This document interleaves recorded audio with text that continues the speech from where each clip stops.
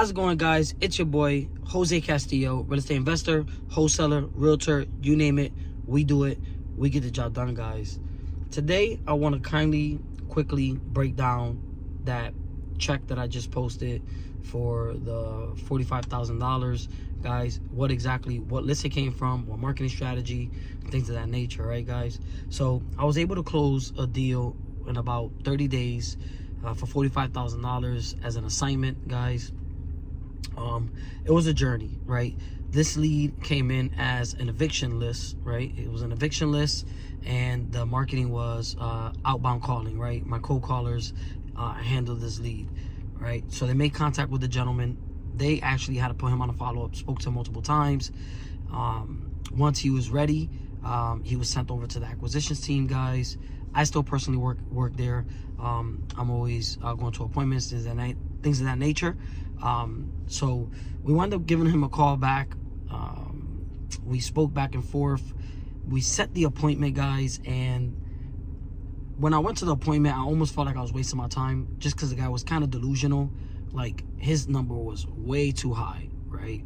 And, you know, my secret is to always start low and work your way up, right? So if my MAO is 250, then I will do somewhere around 75 to 85% of my maximum allowable offer, right, of my MAO. So I'll start even lower and bracket my way up to where I need to be, right? That's a little sauce right there, guys. So that, because what happens is, guys, when you're negotiating with sellers, they're going to want to feel like they're winning. That's sales, right?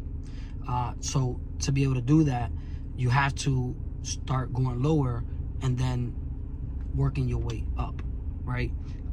And tell him, hey, leave me with something. If they say no, say, hey, John, leave me with something, right? What's your counter, right? And then you meet to your MAO or even below, and that's how you come across these nice deals. All right, guys? So I spoke to the seller. He was on and off, kind of wishy-washy. So I went there and I seen the property. He wanted like $290, and I wind up telling him, hey, man, listen, honestly, you know, I can't imagine any investor paying, you know, more than $200,000 for this, right? I would like it somewhere around 180, right? And the seller was like, hell no. So he was like, give me 250. So you see, guys, he went from 290 to 250 just by me starting low. And then I knew that we were getting close, right? So I go, you know, I just can't make that happen, John, right? I go, can you see yourself doing 215? 215, and we got a deal. I don't want to waste my time here. And I'm very assertive when I speak to these guys. You know, I'm very straightforward. I go, listen, I don't want to waste my time here, John. I got 3 other properties I got to look at. I really want to do business with you, but it needs to make sense for us, John. We do have a business. I understand that you want to make as much as you can for this, John. I totally get it. And you understand that I need to buy at a fair price, right? The point of this conversation is to see this a happy medium. If not, no harm, no foul, right? You keep it at that. I always say that. That's my little line. But anyway, guys, so then he said, you know, let me think about it, right? So he went back home. I'm calling the guy, no answer. Right? So then I go, there's no way I'm going to let this deal go. Because I read his body language. He was motivated. He's going through a lot. The house has been condemned. There's no Title V on it, so it has a failed septic. He just got rid of tenants 3 months ago, right? And it was just a nightmare of a property. It needs everything, right? So I knew he was motivated. And he was also an older gentleman where he was looking to retire, right? He was done. He didn't want to be a landlord anymore. He was just your mom and pop's landlord, and he was giving it, right? So I said, you know what? I got to go and knock on this guy's door, right? So then I looked on an MLS. I checked his assessed address. I literally printed some papers out and went and knocked on his door. No answer. Went back home. Tried that again multiple times. Got him to answer and spoke to the gentleman. He sat me down at his kitchen table. We spoke literally for about 35 minutes. Mostly about his life, right? No, not even real estate related, right? He wound up telling me, you know what? I like you. Let's get a deal done. I went.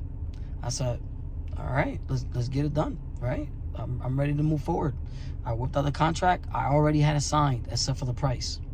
I already had it signed. Mentioned the 215. He said, let's go. I had some time to think about it. Let's do it. Handed him the pen, and he signed the documents, guys. I left, and I was able to shop that around to multiple buyers, right? And wound up walking away with $45,000, right? So just stay consistent, be persistent, guys. There's gonna be times where I always like to give gold nuggets. There's gonna be times, guys, where you're gonna have to grab your car keys and go, right? I like to do this with really hot leads. What I do is I'll go, and I've got multiple deals like this, so I know it works. I'll go and I say, hey, John, I'm at the property. If they stop answering me, but I know we had like a really good conversation, I know he's hot and motivated, I'll say, hey, John, I'm outside the property. I see that, there's, this is a true story. This one time, this guy had like Yankee curtains. It was on like a blanket over his windows on the first floor. And I remember me saying like, hey, John, I'm outside. I see something that is going to make him think like, oh shit, he's really here. Right? This other property that I got a deal for, that was one deal that I got like that. This other deal that I got, I did the same thing. If they don't answer, I know it's hot, I pull up and I call them there and I leave them a voicemail and I describe something in the property, right? I remember he had 2 grills. I said, hey, I see that there's 2 grills. There's one on the deck and there's one over here by the driveway. Hey, I just wanted to let you know, John, that I was in the area. I didn't want to walk around the property, but I'm here. Just want to see if I get lucky. I want to see, the conditioning of the roof, things of that nature, John. I'm serious. Please give me a call back, right? At 413-212, whatever. Once again, John, it's Jose Castillo at 217, whatever, right? You repeat the phone number multiple times, twice, right? So that's what I do, guys. To make yourself stand out, when you're serious about a deal, you go out there and you get it, right? There's a lot of times where I get a deal and the seller has a bunch of postcards from other investors, other wholesalers, and I wind up getting that deal because I grabbed my car keys and I went and got it, right, guys? So just keep grinding, guys. Take action, guys. And remember, when you start giving your offers, start 75 to 85% of the MAO and work your way up. Because if not, if you're giving me an MAO, the seller's going to go up because it's just human psychology. The way the brain works, people are going to want to go up and feel like they won. They're never going to take your offer up front. So if you give me MAO, that's why you're not getting deals. Go lower, right? And then say, hey, John, set the frame. Right? When you get really good at this, you'll set the frame. Just say, hey, John, listen, I'll be honest with you, man. First try to get a number from them. Always.